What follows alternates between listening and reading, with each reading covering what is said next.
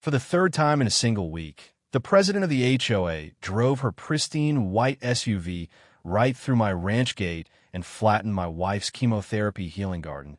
And that was the exact moment I realized I'd finally had enough of being the bigger man. My name is Miller Vance. I'm 61 years old, and I spent 24 of those years as a combat engineer in the Army. So if there's one thing I know how to do, it's how to secure a perimeter against an enemy that doesn't and oppose, to respect boundaries. I'm sitting here on my porch in the Texas Hill Country, looking out over 80 acres of land that's supposed to be our sanctuary. But for the last 6 months, it felt more like a battlefield thanks to a woman named Victoria Sterling. Victoria is the kind of person who thinks a title like HOA president gives her the divine right to govern the sun, the moon, and everything in between, despite the fact that my ranch ISN and oppose, to even part of her subdivision, it just happens to sit between her and, quote, exclusive and, quote, community and the main highway. You see, my wife Elena is fighting a battle that makes property disputes look like a playground spat. She was diagnosed with stage 4 non-Hodgkin lymphoma last year, and this ranch was the dream we bought to give her a place to breathe, to heal, and to watch the monarchs migrate. We built this little butterfly garden right near the main entrance because the soil was perfect and the light was just right, and Elena would sit there with her portable oxygen tank, just watching the world be quiet for a while. But Victoria Sterling didn't and oppose. T care about quiet, she cared about her commute. Victoria lived in the Heights, a gated community of beige mansions where everyone has the same lawn and the same personality, and apparently, taking the public road added 10 minutes to her drive to the city, so she decided my private ranch road was her personal shortcut. It started small, just a wave and a and quote, neighborly and quote, smile as she cruised past, but then the and quote, shortcut and quote, became a daily entitlement, and when I finally asked her to stop, the mask slipped. I remember that day clearly. The sun was beating down, and I was fixing a fence post when her Lexus GX pulled up, kicking up a cloud of dust that made Elena cough from the porch, and Victoria just rolled down her window, adjusted her designer sunglasses, and told me that according to her and quote, research and quote, there was a historical easement through my property that dated back to the cattle drives. I told her she was mistaken, that I'd checked the deeds when we bought the place, but she just gave me this thin, sharp smile and said, and quote, Miller, dear, some of us are built to lead, and some are built to follow, Don and oppose. To make this difficult for yourself, and quote, before she sped off, right over a patch of Elena's newly planted lantanas. I felt that old heat rising in my chest, the kind of cold, calculated anger you learn to use in the service. But I tried the legal route first. I really did. I called the sheriff, but Victoria has family in the county office, and suddenly my complaints were in quote, civil matters in quote, that needed to be handled in court, and in the meantime, the trespassing didn't and oppose. T just continue. It escalated. Victoria started bringing other HOA board members through, telling them she was, in quote, scouting in quote, for a new community park site, literally walking onto my land with clipboards and tape measures like I was some tenant they were preparing to evict. Elena's health started to dip. The stress of the constant noise and the feeling of being watched in her own home was taking a toll.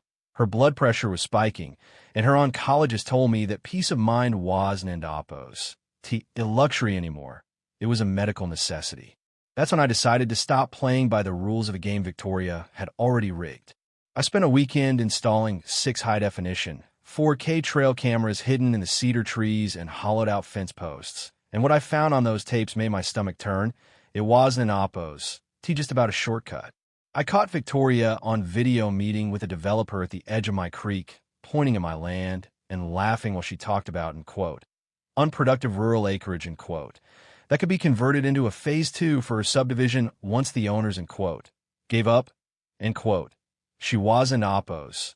Just trespassing. She was predatory. She was trying to harass us into selling so she could expand her empire. And she was using the HOA's legal fund to pay for her, in quote, easement research, in quote, which was really just a way to drain my bank account with lawyer fees. But then I got a visit from someone I never expected. Arthur, the treasurer of the Heights HOA and a man who always looked like he was one loud noise away from a heart attack, pulled into my driveway late one Tuesday night with his lights off. He handed me a manila folder and whispered that he couldn't and oppose. T live with the guilt anymore, especially knowing what Elena was going through. Inside that folder was the end quote, smoking gun and quote. It was the original land survey from 1955, and it showed that the supposed easement Victoria was claiming had been legally vacated and dissolved in the 70s. But Victoria had been using a quote, modified and quote, version of the map in her filings. She was committing document fraud, and she was doing it using the mail, which made it a federal issue. I could have just called the FBI right then, but after months of watching Elena cry because her flowers were crushed and the peace was shattered, I wanted Victoria to feel the weight of her own arrogance. I'm a combat engineer, like I said, and I specialize in barriers. I spent $12,000 of my retirement savings on 2 industrial-grade, hydraulic-activated steel bollards, the kind they use at embassy gates to stop suicide trucks. These things are 6 inches of reinforced steel that can rise from a flush position in the ground to 3 feet high in less than a second, and I buried them right behind my gate, hidden under a layer of loose gravel and a thin rubber mat. I set up a weight-sensitive trigger calibrated for anything over 4,000 pounds traveling faster than 5 miles per hour, and then I sat back and waited. The morning of the community water inspection was a clear, crisp Texas Saturday, and I knew Victoria would be leading the charge. She'd sent out a mass email to the whole subdivision, which Arthur had forwarded to me, claiming that I was, illegally blocking access to a vital water valve, and that the community was going to take back their rights.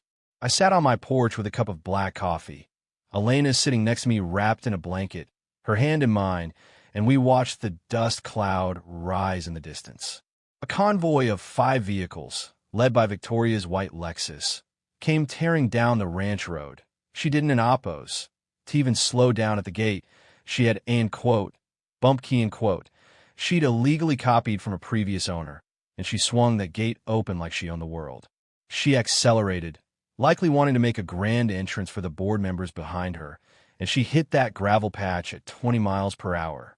The sensors did their job with a mechanical precision that was beautiful to witness. There was this muffled thump followed by a sound like a giant hammer hitting an anvil, a screech of tearing metal, and then a sudden, violent silence. Victoria's Lexus didn't oppose. T just stopped. It died.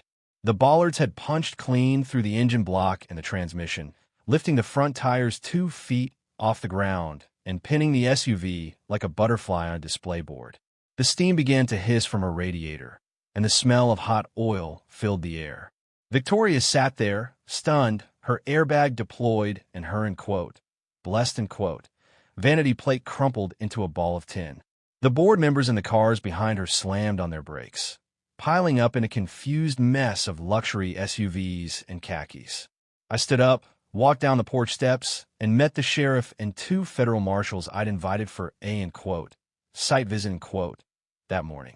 They'd been sitting in my barn watching the whole thing on the monitors. As Victoria crawled out of her passenger door, screaming about booby traps attempted murder I just handed the marshal the folder Arthur had given me and the footage of her planning to steal our land. It's not a booby trap, Victoria, I said, my voice as calm as a graveyard, It's a legally permitted industrial security gate. You'd have seen the warning signs if you weren't oppose. T's so busy trespassing on a dying woman's garden. The look on her face when the marshal held up the 1955 survey and the modified map she'd filed with the county was better than any medicine. She went from the queen of the heights to a common fraudster in the span of 30 seconds. The fallout was spectacular. Victoria was arrested for federal mail fraud, document forgery, and felony criminal mischief. Because she'd used HOA funds to facilitate her harassment, the entire board was sued by the residents of the Heights, and Victoria ended up losing her mansion just to pay the legal settlements. Arthur took over as president, and the first thing he did was sign a formal, permanent apology and a restrictive covenant that ensures no one from that subdivision will ever set foot on my land again. Elena's health began to turn around after that.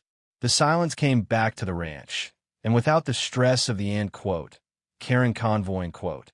Every morning, she started responding better to her treatments. She's in remission now, and the butterfly garden has doubled in size. The monarchs are back in droves this year, and sometimes, when the wind is just right, I look at those two steel bollards still standing guard at the gate, and I think about the difference between a fence and a boundary. But here's the thing that still keeps me up at night, and I want to know what you think about it. After the trial, I found out that Victoria's husband had actually been the one to encourage her to take the shortcut in the first place, knowing she had a temper and hoping she'd get into a legal mess, so he could file for a more favorable divorce. He used her entitlement as a weapon to destroy her, and I was just the guy who supplied the battlefield. Does that make the justice any less sweet, or is it just another layer of the rot that lives in places like the Heights? Was I right to use that kind of force to protect my home, or did I go too far by letting her drive into a trap I knew would destroy her? I'd love to hear your thoughts in the comments, because in my experience, the line between, in quote, defending your own, in quote, and in quote, seeking revenge, in quote, is a lot thinner than we like to admit. If you enjoyed this story of ranch-style justice, make sure to hit that like button and subscribe. We've got plenty more stories from the Hill Country where the people are quiet, but the boundaries are made of steel.